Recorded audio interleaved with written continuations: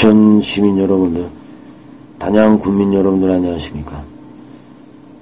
새해 복 많이 받으십시오. 먼저 제천시 스포츠 타운으로 인해서 많은 희생자가 발생했고, 이것에 대해 또 현장에서 취재를 하고 여러 현장을 목격한 이건 마음이 너무 아프고, 또 희생자들과 유가족분들에게 심심한 조의를 표합니다.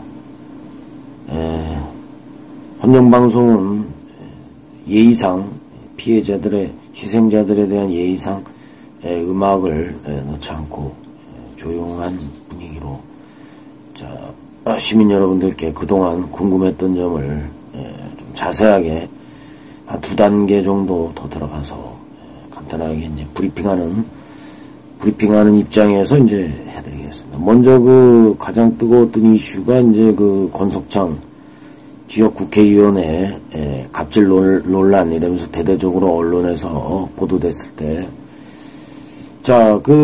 주변에 이제 현장에 갔던 많은 증인들의 이제 증언에 따르면, 권석창 국회의원과 이제 일행 5명이 먼저 경찰의 이제 저지선에 이제 뚫고서 들어가서 현장 감식, 경찰에서는 이제 일단 국회의원이다 그러니까 이쪽 한번 들어가 봐라. 그래서 의경이나 이제 이쪽에서 이제 바리케이트를 열어주고, 현장 감식하는 데에서 좀 떨어져서 이렇게 구경하고 있다가, 천장에서 이제 뭐가 떨어지니까, 좀 뭐가 떨어지네요. 이러면서 이제 감식, 특별수사, 감식반들, 내게 이제 물어보니까, 위에서 이제 작업하던, 감식반 한 명이, 이렇게 삿대질 하면서, 이 사람들이 누군데 여기 들어오냐?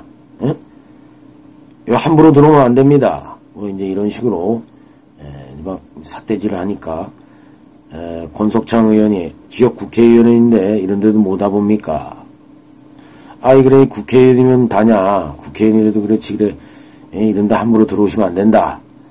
이러면서 이제 막 감정적으로 하니까, 이제 권석창 의원도 이제 기분이 나빠서, 그러면 이게 나중에, 증인으로 세우겠다. 청문회라든가 이런 증인으로 세우겠다.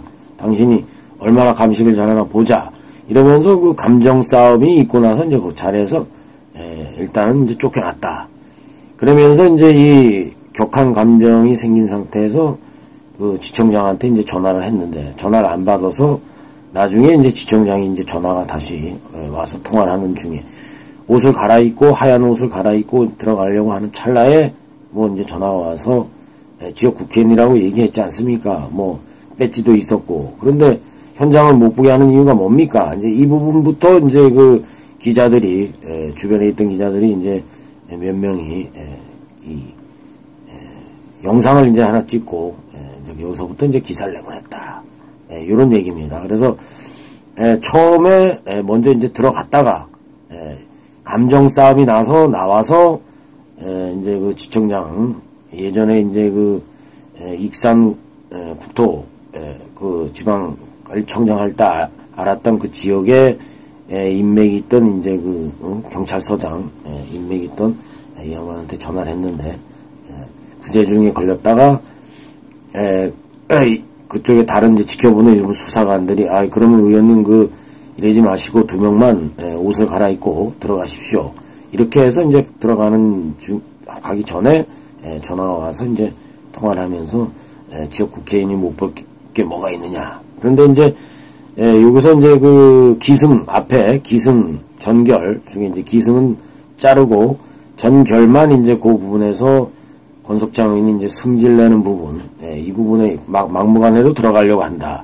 이렇게 해서 이제 보도를 하면서 사람 한 명을 이제 완전히 막말로 얘기하면 이제 또라이로 만드는, 사람을 아주 바보로 만드는 그런 부분에 있어서 이제 보도가 나갔다. 그래서 모르는 사람들은 저 사람 정신이 이상한 게 아니냐, 그 부분만 승질 내고 있는 부분만 가서 이제 됐다 찍으니까 이런 내용이다. 그래서 일부 유가족들은 권석창 의원한테 현장을 좀 철저히 조사를 해달라, 이렇게 부탁을 했다. 이런 이제 또 증언까지 한 것으로 지금 알려지고 있다. 그리고 이 건물 건물 관련해서는 이제 그 지금 건물주가 이제 검찰에 송치되면서 자, 이 일각에서는 지금 소문으로만 이제 지금 무성한 게 이제 현 강현삼 도의원 건물이 실소유주가 아니냐. 강현삼 도의원 처남이 지금 그 건물주가 돼 있고 실소유주는 강현삼 도의원이 아니냐. 이런 이제 그 의혹 제기가 지금 많이 있는데 도덕적으로는 이제 그 의혹 제기 비판을 할 수가 있는데 지금 서류상이라든가 수사적으로 봤을 때도 계좌이체 추적이라든가 등등 여러 가지 면에서 확실하게 그 실소유주라는 물증 잡기가 상당히 어려운 부분이 있지 않느냐.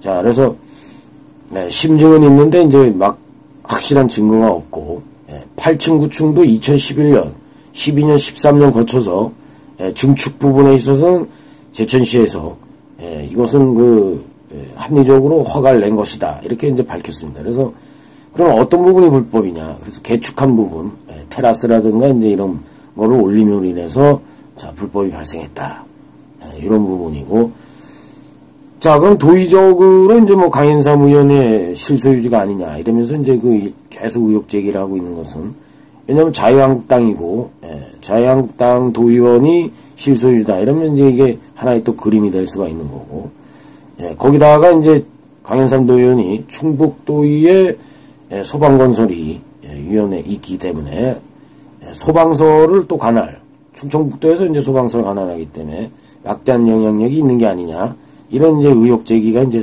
충분히 있을 수가 있는데 아직 그 강현삼 의원이 이제 뭐 이런 의혹 제기에 대해서는 뭐 이런 방구 대꾸할 가치가 없다 뭐 이제 이렇게 공식적으로 밝힌 건 없지만 비공식적으로는 이 언급할 게 아니다라고 이제 지금 알려왔다 간접적으로 알려왔고 자 그러면은 지금 그 검찰에 송치된 그 지금 건물주 강현삼 도의원의 처남이 모든 것을 만약에 불게 됐을 때 이럴 때는 이제 상황이 틀려지는데 일단 묵비권 변호사를 선임하고 묵비권을 행사하고 있기 때문에 이런 부분도 이제 그 뭐 처남이 실소유주면은 뭐 본인이 실소유주다 아니면 뭐 정말 뭐 한간에 소문으로 또 의혹 제기할 수 있는 이런 부분에 있어서 강현삼 의원이 뭐 실소유주다 이렇게 그 현재 건물주가 불기 전에는 정확한 어떤 심증만 있지 물증이 없는 상태다. 그래서 이런 부분에 있어서 뭐 강현삼 도의원 거다라고 규정해서 일부 언론에서 이제 뭐 다루려고 한번 타켓을 잡고 있는데 여차하면 이게 무리수가 될 수도 있고 어떤 그 객관적인 부분에서 풀어나가야 된다. 이렇게 말씀드리겠습니다. 자, 그리고 이제 내년 그 내년에 아니고 올해 이제 지방선거에 지금 시장 후보군에 있어서 또 지금 시민분들이 많은 또 화제 참사를 뒤로하고 많은 관심을 갖고 있는데 현재 지금 이근규 제천시장이 재출마를 할 것이냐 자 재출마를 해서 2년만 하고 나중에 국회의원으로 나올 것이냐 아니면 권석창 의원이 뭐 잘못되기를 어떤 데이터를 가지고 잘못되겠다라는 예상을 하고 이근규 시장이 안 나오고 지금 그 한간에 거론되고 있는 제천시 전 행정복지국장 이상천 국장이 더불어민주당에서 시장으로 나오는 게 아니냐 뭐 여러 가지 얘기가 지금 분분하게 있는데 사실상 지금 그 권석창 의원이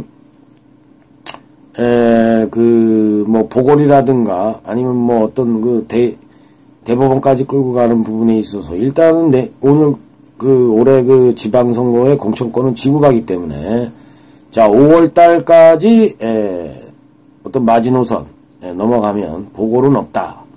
그렇게 되면은 이근규 시장이 다시 그 시장에 재출마 가능성이 높아지고 더불어민주당 내에서는 경선을 해야 된다. 그럼 이제 지금 이상천 국장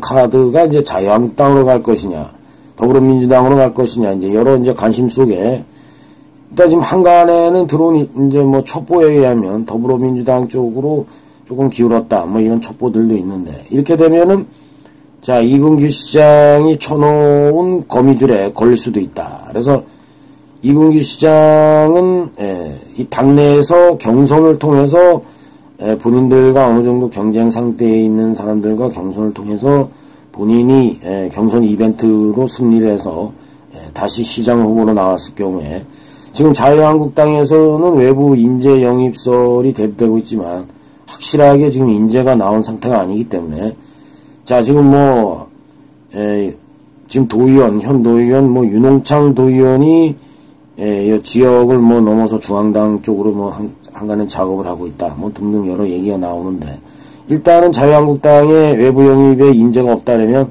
윤홍창 도의원이 나올 가능성이 있다. 그러면 이근규 시장이 경선에서 승리해서 나왔을 때는 이근규 시장이 어느 정도 또 재선 도전에 또 자신감을 갖고 있지 않느냐 이렇게 또 볼 수가 있는데 자 내부에 이제 그 더불어민주당 시장 후보군에는 뭐 장인수 뭐 선언자가 있겠고 또 여기에 뭐 윤성종 전 시장 출마자도 있고 그런 데는 또 그 박한규 자유총연맹 회장이 있고 또 그리고 뭐 이제 뭐 이상청 국장이 여기에 이제 뭐 경선하게 된다 그러면 자 이상청 국장이라든가 나머지 이제 뭐 다른 인물들도 반이근규 세력 반이근규 민주당 내부의 반이근규 이근규 안티 세력들을 어떻게 껴나갈 수 있느냐. 더군다나 이제 그 이유삼 지역위원장이 얼마만큼 지원을 해주느냐에 따라서 이제 이 경선에 성패가 좌우될 수가 있겠는데, 아무래도, 자, 이근규 시장과 여러 후보군들이 나오게 되면은 현직 시장 프리미엄에 당내 어떤 그런 부분도 있겠지만은, 여론, 인지도 면에서 이 시장이 없지 않아 유리하다 이런 분석이 있겠습니다. 그러나 만에 하나 이상청 국장 카드가 아니면 뭐 장인수 아니면 윤성종 아니면 뭐 박한규가 이분들이 됐든 간에 자 그런데 이제 공무원 조직에서는 이제 그 이상청 국장에 대한 신인도가 지금 내부적으로 다녀봤을 때는 어느 정도 있기 때문에 자 이상청 국장이 만에 하나 이근규 시장을 누르고 나왔다. 더불어민주당 후보로 나왔다.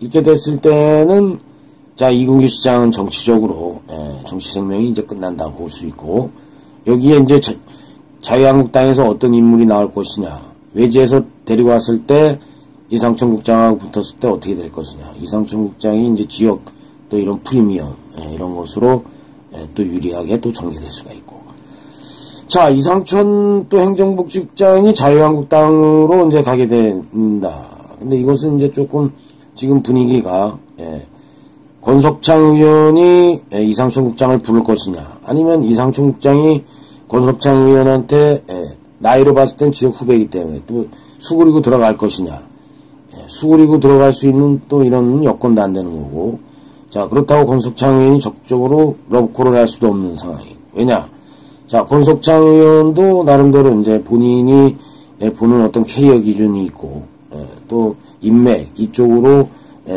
공천으로 해서 시장을 놓고 싶기 때문에 그동안 인맥이 그렇게 가깝게 느껴지지 않았던 이상천 국장을 스카우트 하려는 또 별로 마음에 내키지 않은 이런 분위기고 아무튼 지금 그 핵심적으로 결론적으로는 자 권석창 의원이 재보궐이 있을 것이냐 근데 재보궐이 되지 않을 확률이 상당히 높고 그 부분은 적어도 한 80% 이상이 되지 않겠느냐 이런 분석입니다.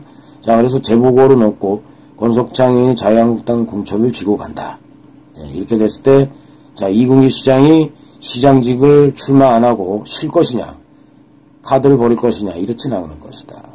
지역 정치라는 게 조금 쉬게 되면 변수가 있기 때문에 시장을 재출마하게 되는 자 이상천 국장 또 나머지 장인수 윤성종 뭐 이런 분들 저기 박한규 이런 분들이 이근규 시장을 꺾을 수 있을 것이냐 자 지금 기대 반 우려 반 또 어떻게 될 것이냐 또 궁금증 여러 개가 지금 작용되고 있는 상태입니다. 그러나 아직 지금 정해진 상태가 아니고 화재 참사로 지금 분위기가 어수선하기 때문에 일단 지켜봐야 되고 1월 20일이나 쯤에 되면 이제 스타트로 시장 출마 기자회견들이 이어질 것으로 예상되고 있습니다. 자, 아무튼 마음이 너무 아픈 가운데 그동안 방송을 시민 여러분들께 찾아뵙지 못하고 늦게나마 찾아뵙는 양해 부탁드리고 아무튼 또 뵙도록 하겠습니다. 새해 복 많이 받으시고 힘찬 하루 되십시오. 힘찬 한 주 또 시작되시고 아름다운 저녁입니다. 또 뵙도록 하겠습니다. See you again, forever.